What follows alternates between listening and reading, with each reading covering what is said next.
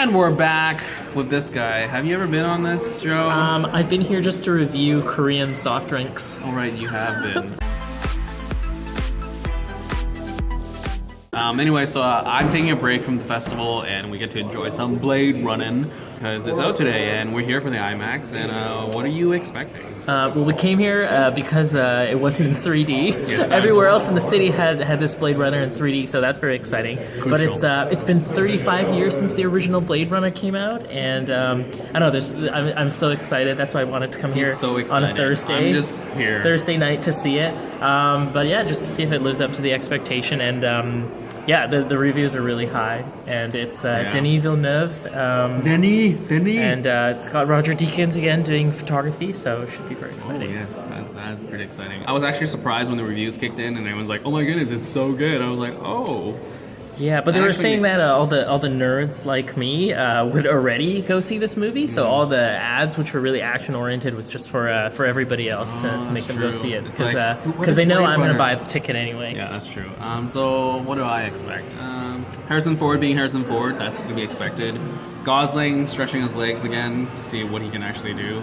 I don't think he's been in an actual sci-fi thing, has he? No, but he's kind of played that character in Drive, who just kind of roams around. He just it's kind talks of like and this. mumbles. Yeah. That's true, so I guess nothing. I mean, Gerard Leto got screwed over again, apparently. I read some reviews. He's like the worst or weakest part of the film. Yeah. But I guess, whatever.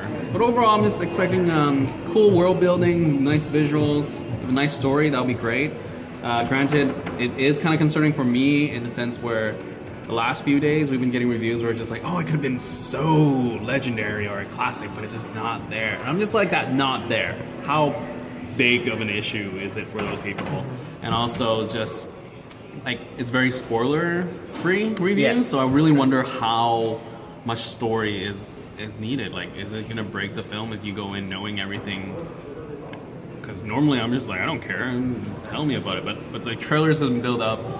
You don't really know what's going on. I mean, you know the players, but you don't know what's the bigger picture. And now reviews are coming, and they're always saying, oh, we can't tell you the story. We'll keep it, like, down low. And I was like, okay.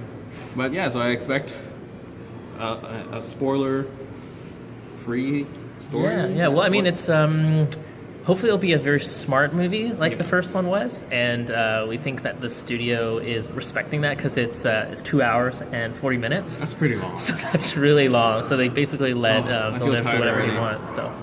Yeah. Well, at least I read interviews where he's like, I'm not here to make like a third thing, or I'm just here to concentrate on this. Let's do one thing at a time, which is great because we were saying like in the car like when this first was announced, I thought it was a joke. Like, are they just jumping on the whole sequel bandwagon? Because a lot of like old classics were having sequels, and you were saying like you agreed, you thought it was. Yeah, and there's the first Blade Runner. There's 8 versions of it. 8? There's only 3 that you can find out there, yeah. I think. But for this one, they said like we're only doing one version, so hopefully it'll be good. Anyway, so we talked enough. So this is it. Fingers crossed, Blade Running would be great. So this is before and this is after. Hello. That's it. It's done. The Blade Running has ended. So, thoughts? It was a very beautiful film. Yes. It's very, very different from one. If one's a lot more philosophical, this one's much more of a mystery.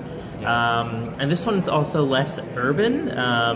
You see much more of what's outside LA, suburbs of LA, and it's very much a post like global warming world. Like, it's very depressing. Speaking of like locales, it's funny how he's the only car that drives around. Yeah, but he is a cop. That's true. So he's special. He's a flying car. But anyways, for me, it looked great. It sounded great. I actually forgot that Hans Zimmer was part of this, though I can hear it now that I know he's worked on it. But I'm glad that he like did it with another dude, so it's not just Hans Zimmer all over again. Yeah, they wanted it very much to sound like one, so they actually they got rid of the original guy who was doing 2, Johan Johansson, right. And then they got Zimmer and another guy to do it. Yeah. I really love the orange palette. Reminded me of Mad Max. Yeah. So when it was really orange, they actually looked at photos of Australia during a dust storm. I think it was Sydney. So it's like, oh, this can actually happen to Earth. So I mean, Gosling was pretty good. I mean, he was stoic and silent, but he had his lines. But there was like moments where it was like, holy smokes, that was pretty. I wonder how many takes they did for that crying scene. Oh yeah. That was pretty intense. Yeah, so I mean, he delivered for what I thought he was gonna do. Harrison Ford doesn't show up. Spoiler. 2 hours into the film, I looked because I was like, "Where's this guy?" And there's 2 hours and 45. This movie, I think it's 2 hours 40 minutes. Yeah. So you get 45 minutes of Harrison Fording around, and then we have the AI girl. Yes, there's AI in That this was one. pretty. Yeah. That was an interesting concept. Robots and AI. Yeah, robots and AI. I don't think any other movie actually has done this to this extent. Maybe that is the no. spoiler. Well, her is kind of like that. Yeah, but it's just voiceovers. Yeah. But I think here it's like, I think it's another step forward in terms of AI, where like her sort of did this new thing, and I think with the AI here is also a new thing where, I guess it's, I don't know. You've seen it, but it's not done to this extent. Yeah, where it's lot like of an actual holograms character in this movie. Yeah, and it's someone that. I mean, you could say you didn't care about, but at least when things happen, you're like, oh. I liked her as a character. I liked her. Yeah, I liked her. But I think it could have been more, but I'm fine with what was given. Gerard Leto didn't really care. I mean, but he was part of the plot. Like, he started everything. But at the same time, it's like, I really didn't like him in this movie. He's Just very, like, very pretentious and annoying.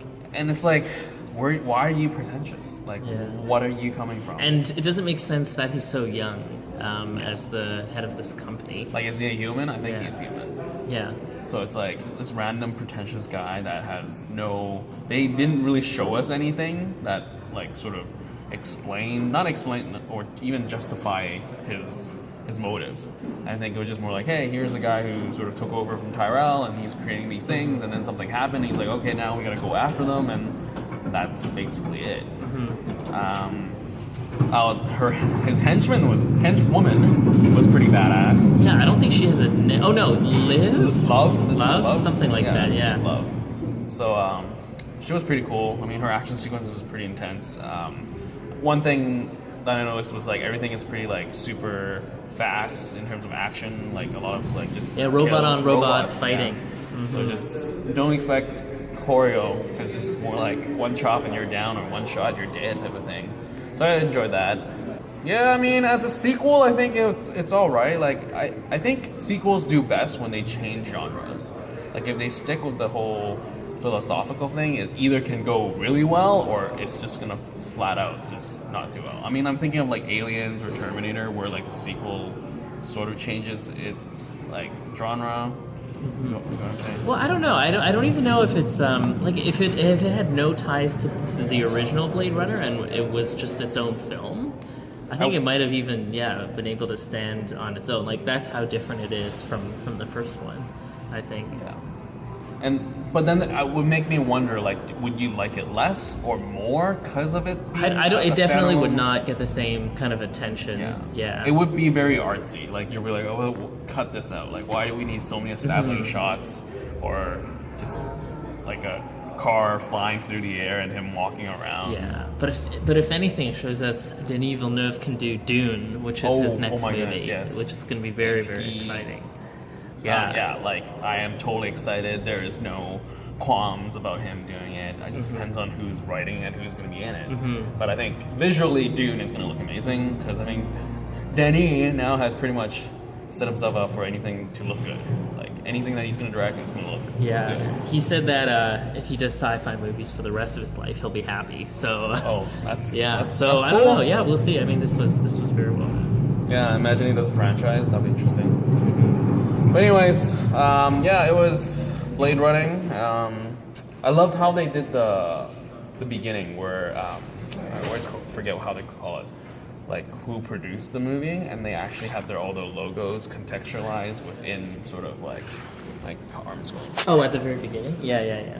Yeah, like how everything flickers in and out. I love it when movies just put extra like visuals to make it like, we're just not just advertising our companies that made this movie, but rather we're like contextual. Do this for all the Harry Potters. Yeah, so that's always a plus. And I loved how they introduced the title card, Like, Oh yeah, I would enjoy yeah. that. So well, they did it in the original in this Yeah. font called Gaudi Old Style. So they also did it for this one. But was it like a text-based thing? I don't. It was remember. text. It was just like replicants, Los Angeles, right. blah blah blah. Yeah.